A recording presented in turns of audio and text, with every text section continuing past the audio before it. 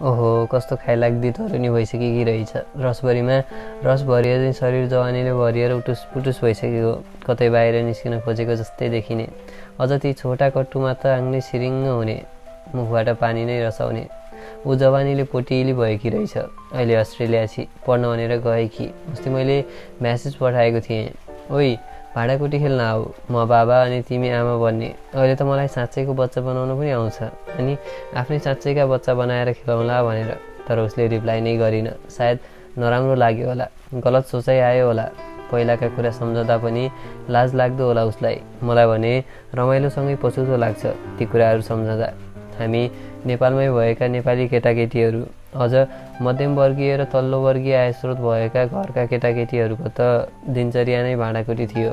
अहिले टिभी मोबाइलमा धेरै सुविधाहरू भएकाले अहिलेका बच्चा बच्चीहरू भने त्यतै व्यस्त छन्। कुरा 62-63 सालको हो होइन। पहिला त पात्रहरूको परिचय गरौँला। मुख्य पात्र म, उही हेमन्त। हुन त सबैको भूमिका उत्तिकै छ, तर मैले वाचन गर्दैछु त्यसैले मुख्य पात्र हो है त। त्यसै गरी अर्की मुख्य पात्र छिन् पेमा, मलाई धेरै मनपर्ने मान्छे। गोरी, ज्यान पनि मिलेकी। ऊ चाहिँ मभन्दा 1 वर्ष जेठी छे। हाम्रो साथमा मालती पनि छ, मेरै उमेरकी, अलि व्यवहारिक खालकी। त्यसै गरी हाम्रै भाँडाकुटी परिवारको जेठो अनि बुढो मान्छे ज्ञानी र सानी मान्छे सानुमाया पनि छन्। लौ है त, पात्रहरू यति नै हुन्। कहानी भर्खरै सुरु हुँदैछ। हाम्रो घर जङ्गलको नजिकै छ। ठुला ठुला साल र सिसौहरूको रुखले भरिएको जङ्गल। सबैले घरमा एउटा भए पनि गाईबस्तु पालेका छन्। हो, त्यही गाईबस्तुका लागि राखिएको परालको टौवा, अर्थात् पराललाई घर जस्तै बनाएर राखिएको थुप्रो। त्यसैको मुनि खाली रहेको ठाउँ हाम्रो खेल्ने अड्डा नै हो भन्दा पनि हुन्छ। भित्रपट्टि खाली रहेको हामी खेल्ने ठाउँ धेरै अग्लो नभएकाले जे गर्ने हो बसेर कि सुतेरै गर्नु पर्थ्यो। मेरो घरमा अलि ठुलो टौवा थियो, त्यहाँ खेल्न सजिलो पनि हुने भएकाले सधैँजसो मेरै घरमा भाँडाकुटी खेल्ने गर्छौँ। ज्ञानी र म 2 जना केटा मान्छे, अनि मालती र सानुमाया 2 जना केटी छन्। हामी एउटै गाउँका नजिकैका छिमेकीहरू हो। बर्खाको समय ज्ञाने, सानुमाया र म, हामी 3 जना आकाशबाट झरिरहेको पानीमा भिज्दै दौडिरहेका थियौँ। बाटामा भेटिने खाल्डा खोल्टीहरूमा झ्याम्मा हामफाल्दै बाटामा भएका अरू कुलाहरूमा डुब्दै रमाइलो गरिरहेका थियौँ। त्यतिकैमा हामी मालतीलाई बोलाउन उसको घरमा पनि गयौँ। मालती त मामा घर गएकी छे, उसकी दिदीसँग खेल्न। भोलि आउँछ होला भन्नुभएको थियो आन्टीले। हामीलाई छाडेर अन्तै खेल्न गइछ। भोलि हामीसँग नखेलाउने है भन्दै रिसाए चाहिँ गरेकी थिए सानुमाया। होइन के, 1-2 दिन मामाकोमा गएकी हो, पछि त हामीसँगै खेल्छे नि, ज्ञानीले सम्झायो। सानुमाया एउटा आफू डुब्ने जत्रै बाटोको छेउको खाडलमा गएकी थिए। जुकाले उसको साँप्रोभन्दा अलिकति माथि टोकेको रहेछ। चिच्चाउँदै रुन लागि। ज्ञानीले हातमा पात लिएर जुका निकालेको थियो। त्यो जुकाले पनि अनौठो ठाउँमा टोक्ने गर्छ खाली। बाटोमा जमेको पानीले एक अर्कालाई छ्यापाछ्याप गर्दै हिँडेका थियौँ। सबैको जिउभरि हिलो र माटोले फोहोर भएको थियो। आकाशबाट पानी पर्न पनि छाड्यो। बिस्तारै शरीरमा लागेको हिलोले अल्छी बनाउन लाग्यो। भयो अब जाउँ, भोलि भाँडाकुटी खेल्ने है भन्दै छुटिएका थियौँ। घर पुग्ने बित्तिकै मम्मीको गाली सुरु भयो। त्यतिले नमानेर त्यस्तो फोहोरमा खेलेर आएछ भन्दै ढाडमा 2 झापड हिर्काउनु भयो। त्यत्रो झापड खानाबाट बस्नका लागि भागिहालेँ। नुहाएर खुरुक्क भित्र आइज, नत्र थाहा पाउँछस् भन्दै गाली गर्नुभएको थियो। बर्खे बिदा भएकाले स्कुल जानु पर्दैन थियो। अर्को दिन हामी 3 जना दिउँसोपख भाँडाकुटीका लागि माटोको भाँडा बनाउँदै थियौँ। अलि बेरपछि मालती पनि आइपुगी। उसँगै अर्की एउटी राम्री केटी पनि आएकी थिए। मालतीले उसको बारेमा हामीलाई चिनाएकी थिए। मेरी दिदी हो, अब हामीसँगै खेल्छे। उसको नाम चाहिँ पेमा हो। अनि तिमीहरूलाई थाहा छ, पेमाको बाबा त टिचर हो रे, अनि हाम्रै स्कुलमा पढाउनुहुन्छ अरे भन्दै बल्ल मालती रोकी। हामी सबैले पनि आफ्नो परिचय उसलाई दिएका थियौँ। आहा, आज त मम्मी नै आउँछ अरे साँझमा, हुर्रे भन्दै ज्ञानी खुसी भएको थियो। अहिले हामी भाँडाकुटीमा के खेल्ने त्यो भन्न बरु भनेर मालतीले सोधी। हामी पनि मुमिन जस्तै खेलौँ न है, पेमाले कुरा अगाडि बढाए। उसले पनि मुमिन हेर्दै रहेछ। गाउँमा हामी सबै केटाकेटीहरू मुमिन भन्दै दिन गन्दै बस्ने गर्थ्यौँ। 2वटा मात्र च्यानल आउने टिभीमा हप्ताको 1 पटक मात्र आउने गर्थ्यौँ मुमिन। त्यसै पनि कुनै दिन त लाइन गएर लास्टै नरमाइलो हुने। ल त्यसो भए हामी आज मुमिन बन्ने है। सानुमाया त अब सानुमाया नै भन्छे। अरू को के बन्ने त? मैले प्रश्न गरेँ। पेमाले म मुमिन बन्छु भन्न थाली। त्यसो भए मालती मुमिन आमा अनि ज्ञानी चाहिँ मुमिन बाबा बन्ने। मलाई त स्नोफ किङ नै मनपर्छ। कस्तो राम्रो अनि हिरो जस्तै छ। मुमिन र स्नोफ किङ त धेरै नजिकका साथी हुन्। म पनि पेमासँग नजिक हुन पाउनेमा खुसी थिएँ। पेमालाई पहिलो पटक देख्दा नै कति राम्री लागेको थियो। अब हामी पनि ठुलो फर्सी फलाउने है भन्दै ज्ञानीले भन्यो। मैले घरमा मम्मीले सुपामा सुकाएको बिउ देखेको थिएँ। म फर्सीको बिउ ल्याएर आउँछु है भन्दै खुर्र दौडेर गएँ। कसैले नदेख्ने गरी सुटुक्क झिकेर ल्याएको थिएँ। मुमिन आमा खाना बनाउँदै हुनुहुन्थ्यो। त्यतिकैमा मुमिन र म अर्थात् पेमा र हेमन्त घुम्न निस्कियौँ। केही छिन नजिकको कुलामा बसेर गफ गर्दै थियौँ। मुमिनले जाउँ अब खाना तयार भइसक्यो होला भनी हामी त्यहाँबाट फेरि आफ्नै अड्डातिर लाग्यौँ। खाना तयार भइसकेको रहेछ। माटोको भात, सानो ढुङ्गाको मासु, सिसौको पातको तरकारी अनि झारपातको अचार पनि बनेको रहेछ। कस्तो अनौठो खालको खाना। त्यही पनि मिठो मानी खाए जस्तो नाटक गरेका थियौँ। अब फर्सी लगाउने। कार्टुनमा जसरी नै हाम्रो फर्सी ठुलो भयो त कति मजा आउँथ्यो है, सानो मायाले भने। भाँडाकुटी एउटा खेल हो जहाँ हामी साँच्चैको फर्सी लगाएर फलाउने आशा गरेका थियौँ। कर्कलाको पात टिपेर कुलाबाट पानी ल्याउँदै हालियो, तर उम्रिएन। हुन पनि एकै दिनमा उम्रन यो कार्टुन होइन भन्ने हामीलाई थाहा थिएन। खै त उम्रदैन यो त। यति ढिला भइसक्यो। कहिले उम्रिएर कहिले फल्छ। भयो यो नखेल्ने। आजलाई यति, भोलि खेलौँला भन्दै मालती र पेमा घरतिर लागे। हामीले सानो मायालाई पनि घर जान भनेर ज्ञानी अनि म खासै कोही मान्छे नजाने ठाउँको कुलामा नुहाउन गएका थियौँ। बर्खाको त्यो धमिलो अनि फोहोर पानीमा जुका बढी नै लाग्ने गर्छन्। झन्डै मेरो सुसु गर्ने ठाउँमै टोकिदिएको थियो। यी जुकाहरू खालि कता कता टोक्छन् भने कहिलेकाहीँ त पछाडिबाट छिर्न खोज्छन् पनि। घर फर्कने बेलामा शरीर राम्रोसँग पखालेर अनि कपाल पनि सुकाएर गएका थियौँ। त्यही पनि खै कसरी मम्मीले थाहा पाइहाल्नु भयो। मजाले गाली खाइयो। झन्डै पिटाइ पनि खानेवाला थिएँ। भागेर बाँचेँ। मलाई घरमै थपक्कै बस्न मन नै लाग्दैन। दौडिएर ज्ञानेको घर गएँ। आज मुमिन आउँछ। हाम्रो घरमा टिभी थिएन। सधैँ उसैको घरमा टिभी हेर्न जाने गर्थेँ।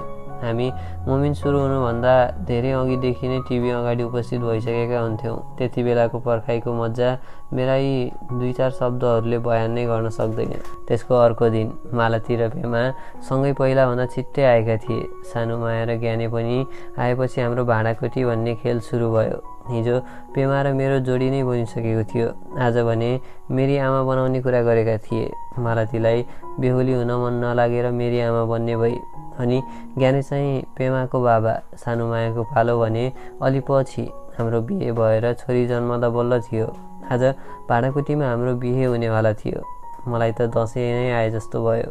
मेरी आमा, मालती अनि म केटीको हात माग्न गयौँ। पेमा र उसको बाबा सानो मायाको घरको टौवा मुनि थिए।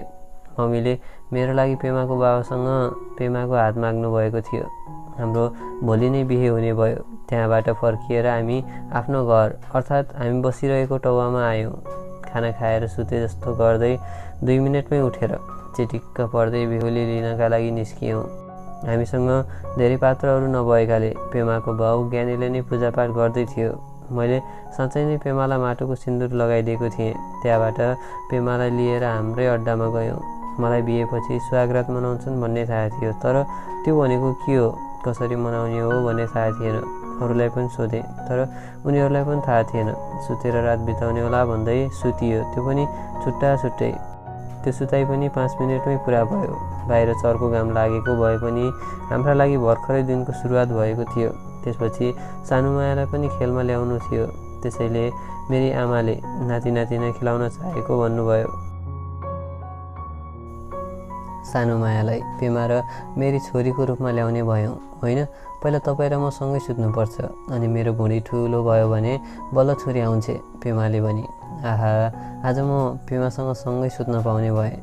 एकैछिन यताउता गरेपछि फेरि रात पर्यो भन्दै अलिक कुनातिर पेमा र म सँगै सुतेका थियौँ। मैले पेमालाई हातले च्यापेर सुतेको थिएँ, तर त्यति बेला सँगै सुतेर मात्र बच्चा हुँदैन, कसरत पनि गर्नुपर्छ भन्ने कसले भनिदियोस्। अरू त परै जाओस्, अलिकति पनि नग्न नभई हातले छोएको भरमा पेमा गर्भवती भएकी थिए। त्यो पटक भने हामी 5 मिनटभन्दा बढी नै सुतेका थियौँ। बिहान उठ्दा पेमाको घुँडीमा के हालेर ठुलो बनाएका थिए। वास्तविकतामा एक दिन पनि बितेको छैन। उता भाँडाकुटीमा भने बिहे, सुहागरात, गर्भवती समेत भइसकेकी थिए। त्यही दिनमै पेमाले बच्चा पनि जन्माए। हाम्रो परिवारमा सानुमायाको पनि आगमन भयो। उसको आगमन धेरै लामो चल्न पाएन। त्यो दिनका लागि भाँडाकुटी त्यहीँ सकियो। तर भोलि पनि त्यसैबाट खेल्ने भनेका थिए। सानुमाया रिसाउँछि भनेर। आहा, कति मजा लाग्यो, रमाइलो महसुस गर्दै थिएँ म। पेमासँग सँगै सुत्न पाइयो भनेर फुरुङ्ग भएको थिएँ। भोलिपल्ट पनि सबैजना आए। हाम्रो घरमा 4 जना भइसकेका थियौँ। उता ज्ञानी चाहिँ एक्लै बस्ने भयो। मलाई पेमासँग सुत्न निकै रमाइलो लागिरहेको थियो। हामीले अरू पनि छोराछोरी पाऊँ न भन्दै त्यो दिन पनि झनै उसको छातीमा हात राखेर एक दिनमै 3 पटक सुतेको थिएँ। हाम्रो जम्मा जम्मी 4 जना छोराछोरी भइसके। जेठी सानुमाया, अरू चाहिँ काठका दाउरा। सानुमाया उनीहरूसँग खेल्दै बस्छे।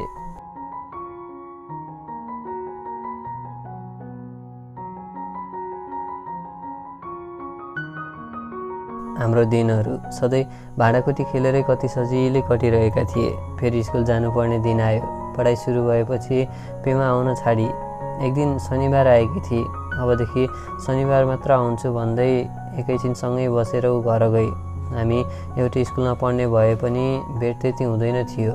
म 3 कक्षा अनि ऊ चाहिँ 4 कक्षामा पुगिसकेकी थिए। स्कुलमा त अरू पनि साथी थिए, उनीहरूसँगै रमाइलो गर्थेँ। तर गाउँमा पेमा नआउँदा त्यति रमाइलो लाग्दैन थियो। ऊ शनिबार खेल्न आउँदा निकै खुसी हुने गर्थेँ। मलाई सधैँ पेमाको बुढो हुन मन लाग्ने, कस्तो रहर छाएको। एक दिन सानुमायाले हामी भाँडाकुटी खेलेको, श्रीमान श्रीमती बनेको सबै कुरा आफ्नी आमालाई भनेकी रहेछ।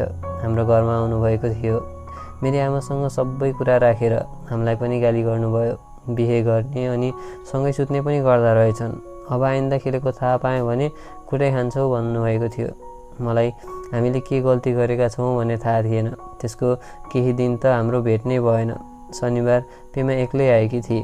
हामी 2 जना मात्र सँगै रमाइलो गरेर दिन बितायौँ। अलिक केही दिनपछि सबै भुलेर सानुमाया र मालती मलाई खेल्न जाम भन्दै बोलाउन आए। तर मेरी आमैले देखेर गाली गरिन्। डराएर उनीहरू आफ्नै घर फर्किए।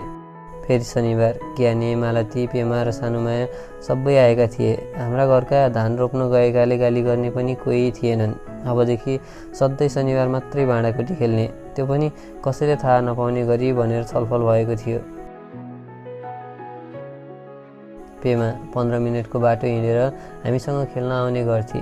केवल शनिबार मात्र मलाई मनपर्ने मुमिन अनि पेमा दुवै कुराहरू हप्तामा एकपटक मात्रै आउने गर्थे। मलाई तिनको प्रतीक्षा गर्दा पनि निकै रमाइलो लाग्थ्यो। पेमा केवल भाँडाकुटीमा मात्र नभई वास्तविकतामा पनि आफ्नी बुढी जस्तै ठानेको थिएँ। हामीसँग पेमा खेल्न आउन लागेको पनि 1 वर्ष बितिसकेको थियो। अलिकति भए पनि हामी ठुला भइसकेका थियौँ। एक दिनको कुरा हो, हामी पहिला जस्तै भाँडाकुटी खेल्न लागेका थियौँ। आज पनि बेहुला बेहुली भएर छोराछोरी जन्माउने खेलौँ न है, मैले नयाँ कुरा सिकेर आएको छु भन्दै सुनाएँ। एकछिन अनकन गरेर आखिरीमा सबै राजी भए। मालतीले के सिकेको छस्, हामीलाई पनि सिकान भन्दै सोधेकी थिए। अहिले पछि भन्छु भन्दै टारेँ। आज पनि 1 वर्ष पहिले जसरी नै मालती मेरी आमा अनि ज्ञानी चाहिँ पेमाको बाउ बन्ने भयो। त्यतिकैमा ज्ञानीले भने मानिन, ऊ खुसी थिएन। बिहेपछि उता म एक्लै हुन्छु, एक्लै त्यहाँ के गरेर बस्ने भन्दै दुखेसो पोख्यो। हाम्रो बिहेपछि हेमन्त र म सँगै सुत्छौँ अनि तपाईँ र हेमन्तको आमासँगै सुत्नुहोला भनेकी थिए पेमाले। कस्तै बच्चा हो कुन्नी, आफ्नै बाउलाई अर्कै स्त्रीसँग सुत्न भनेकी थिए अनि म पनि खुसी नै थिएँ। मेरी आमा मालतीसँग पेमाको बाउ ज्ञानी सुत्ने भन्दा पनि खै कसलाई के भन्ने त्यो पागलपनको बालापन। भैँस चढेर उत्ताउलो भएर यो सब गरेको भन्न हाम्रो उमेर नै पुगेको थिएन। कहाँबाट पेमालाई वाहियात आइडिया आयो। त्यसैमा हामी सबै सहमत पनि भयौँ। पहिला सँगै सुत्ने भन्दा खुसी हुने केटीहरू अहिले बोल्दा समेत बोल्दैनन्। हाम्रो भाँडाकुटी सुरु भयो। त्यही केटीको हात माग्न जाने अनि बिहे गर्ने सबै एकैछिनमा सकियो। हामीले टौवाको बिचमा दाउरा र झार राखेर कोठा छुट्याएका थियौँ ताकि हाम्रो जोडीलाई कसैले नदेखोस् भनेर। अगाडिपट्टि मालती र ज्ञानी हाम्रो बा आमा सुतेका थिए। कुनातिर हामी, मेरी बुढी बनेकी पेमा र म। त्यो दिन सानुमाया भने आएकी थिइन। हाम्रो छोरी भन्ने पात्रको कमी भएको थियो। अब हाम्रो छोराछोरी को भन्छ पेमाले सोधी। खै थाहा छैन। मैले उसको तल लगाएको लुगा खोल्न लगाएँ। उसले छि नाइ भनी। मैले फेरि हाम्रो साँच्चैको बच्चा हुन्छ अनि कस्तो मजा आउँछ रे भन्दै फकाएँ। भाँडाकुटी खेल्दा जे भन्यो त्यही गर्न पाइने। मैले केटीमाथि नाङ्गै भएर चढेको तस्बिर देखेको थिएँ। आफ्नो पनि कपडा खोलेर उसको जिउमाथि चढेको थिएँ। सुरुमा भारी लागेछ पेमालाई। एकैछिन सहँदै सुतिरही। मैले माथि चढेर सुसु गर्ने ठाउँलाई छुवाएको मात्र थिएँ, अरू केही गरिनँ। त्यत्तिकैमा मालती अर्थात् भाँडाकुटीकी मेरी आमा हामी भएको ठाउँमा आई। हामी अझै पनि भाँडाकुटीको नाटकभित्रै थियौँ। तर मालतीले सबै छाडेर वास्तविकतामै आफूले पनि त्यस्तै गर्न चाहेर म पनि यस्तै गर्छु नि भन्दै आफै कपडा खोली। भएन भनेर म उसमाथि पनि चढेँ। कस्तो मजाको दिन। दुईटी केटीको माथि नग्न अवस्थामा चढेको थिएँ। अहिले त्यही सम्झँदा त्यो केही पनि मजा नगरेको जस्तो महसुस गर्छु र पछुतो लाग्छ। हुन त सानैमा मैले विपरीत स्त्रीको यौनाङ्गको स्पर्श भने गर्न पाएको थिएँ, अरू धेरै केही नगरे पनि। फेरि पनि त्यसरी नै अरू दिन पनि सँगै सुत्न पाउँथेँ होला। तर आफ्नो सानो गल्तीले सबै कुरा गुमाउन गएँ। एउटा छिमेकी दाइसँग कुरा गरिरहँदा मेरो मुखबाट मालती र पेमासँग त्यसरी सुतेको र यौन क्रियाकलाप गर्न खोजेको भन्न पुगेछु। त्यो दाइ भनाउँदोले गाउँभरि नै फैलाइदिएछ। त्यसपछि अरू के हुनु, सबैले रामधुलाई खाइयो। विशेष गरी मैले धेरै नै खाएँ। 1-2 वर्ष कडा नै कारबाहीमा परियो। घरबाट बाहिर निस्कन नपाउने। अलिअलि गर्दै ठुला भएका थियौँ। भाँडाकुटी खेल्ने सोच पनि हराउँदै गयो। पेमालाई कहिलेकाहीँ स्कुलमा भेट्ने गरेको थिएँ, तर हामी एकअर्कासँग भने बोलेका थिएनौँ। घरकाले गाली गरेका थिए सबैसँग टाढा हुनु भनेर। झनै पेमाले त कति गाली खाएकी थिए होला। मालतीलाई भेट्न र बोल्न गाली गरे पनि नजिकै घर भएकाले बेला बेलामा भेट हुने र बोल्ने गर्थी। तर पहिला जसरी खेल्ने कोही पनि छैनन्। खै कसरी समय बितिसकेछ। पेमा एकपटक भेट्न आएकी थिए एसएलसी पास भएपछि। अब पढ्नका लागि नेपालगञ्ज जाँदैछु भनेर गई। मैले केही बुझिनँ। केही इसारा दिए कि हो कि त्यति मात्र भन्न आएकी हो भन्ने। एसएलसी पछि छुटेकी मान्छेलाई 4 वर्षपछि फेसबुकले उसलाई साथी बनाउन भनेर सजेसन पठाएको थियो। फ्रेन्ड रिक्वेस्ट पठाएँ। एक्सेप्ट पनि भयो, तर कुरा भने भएको छैन। फेसबुकले उसलाई साथी बनाउन भनेर सजेसन पठाएको थियो। फ्रेन्ड रिक्वेस्ट पठाएँ। एक्सेप्ट पनि भयो, तर कुरा भने भएको छैन। फेसबुकले उसलाई साथी बनाउन भनेर सजेसन पठाएको थियो। फ्रेन्ड रिक्वेस्ट पठाएँ। एक्सेप्ट पनि भयो, तर कुरा भने भएको छैन। फेसबुकले उसलाई साथी बनाउन भनेर सजेसन पठाएको थियो। फ्रेन्ड रिक्वेस्ट पठाएँ। एक्सेप्ट पनि भयो, तर कुरा भने भएको छैन। फेसबुकले उसलाई साथी बनाउन भनेर सजेसन पठाएको थियो। फ्रेन्ड रिक्वेस्ट पठाएँ। एक्सेप्ट पनि भयो, तर कुरा भने भएको छैन। फेसबुकले उसलाई साथी बनाउन भनेर सजेसन पठाएको थियो। फ्रेन्ड रिक्वेस्ट पठाएँ। एक्सेप्ट पनि भयो, तर कुरा भने भएको छैन। फेसबुकले उसलाई साथी बनाउन भनेर सजेसन पठाएको थियो। फ्रेन्ड रिक्वेस्ट पठाएँ। एक्सेप्ट पनि भयो, तर कुरा भने भएको छैन। फेसबुकले उसलाई साथी बनाउन भनेर सजेसन पठाएको थियो। फ्रेन्ड रिक्वेस्ट पठाएँ। एक्सेप्ट पनि भयो, तर कुरा भने भएको छैन। फेसबुकले उसलाई साथी बनाउन भनेर सजेसन पठाएको थियो। फ्रेन्ड रिक्वेस्ट पठाएँ। एक्सेप्ट पनि भयो, तर कुरा भने भएको छैन। फेसबुकले उसलाई साथी बनाउन भनेर सजेसन पठाएको थियो। फ्रेन्ड रिक्वेस्ट पठाएँ। एक्सेप्ट पनि भयो, तर कुरा भने भएको छैन। फेसबुकले उसलाई साथी बनाउन भनेर सजेसन पठाएको थियो। फ्रेन्ड रिक्वेस्ट पठाएँ। एक्सेप्ट पनि भयो, तर कुरा भने भएको छैन। फेसबुकले उसलाई साथी बनाउन भनेर सजेसन पठाएको थियो। फ्रेन्ड रिक्वेस्ट पठाएँ। एक्सेप्ट पनि भयो, तर कुरा भने भएको छैन। फेसबुकले उसलाई साथी बनाउन भनेर सजेसन पठाएको थियो। फ्रेन्ड रिक्वेस्ट पठाएँ। एक्सेप्ट पनि भयो, तर कुरा भने भएको छैन। फेसबुकले उसलाई साथी बनाउन भनेर सजेसन पठाएको थियो। फ्रेन्ड रिक्वेस्ट पठाएँ। एक्सेप्ट पनि भयो, तर कुरा भने भएको छैन। फेसबुकले उसलाई साथी बनाउन भनेर सजेसन पठाएको थियो। फ्रेन्ड रिक्वेस्ट पठाएँ। एक्सेप्ट पनि भयो, तर कुरा भने भएको छैन। फेसबुकले उसलाई साथी बनाउन भनेर सजेसन पठाएको थियो। फ्रेन्ड रिक्वेस्ट पठाएँ। एक्सेप्ट पनि भयो, तर कुरा भने भएको छैन। फेसबुकले उसलाई साथी बनाउन भनेर सजेसन पठाएको थियो। फ्रेन्ड रिक्वेस्ट पठाएँ। एक्सेप्ट पनि भयो, तर कुरा भने भएको छैन। फेसबुकले उसलाई साथी बनाउन भनेर सजेसन पठाएको थियो। फ्रेन्ड रिक्वेस्ट पठाएँ। एक्सेप्ट पनि भयो, तर कुरा भने भएको छैन। फेसबुकले उसलाई साथी बनाउन भनेर सजेसन पठाएको थियो। फ्रेन्ड रिक्वेस्ट पठाएँ। एक्सेप्ट पनि भयो, तर कुरा भने भएको छैन। फेसबुकले उसलाई साथी बनाउन भनेर सजेसन पठाएको थियो। फ्रेन्ड रिक्वेस्ट पठाएँ, एक्सेप्ट पनि भयो, तर कुरा भने भएको छैन। फेसबुकले उसलाई साथी बनाउन भनेर सजेसन पठाएको थियो। फ्रेन्ड रिक्वेस्ट पठाएँ, एक्सेप्ट पनि भयो, तर कुरा भने भएको छैन। फेसबुकले उसलाई साथी बनाउन भनेर सजेसन पठाएको थियो। फ्रेन्ड रिक्वेस्ट पठाएँ, एक्सेप्ट पनि भयो, तर कुरा भने भएको छैन। फेसबुकले उसलाई साथी बनाउन भनेर सजेसन पठाएको थियो।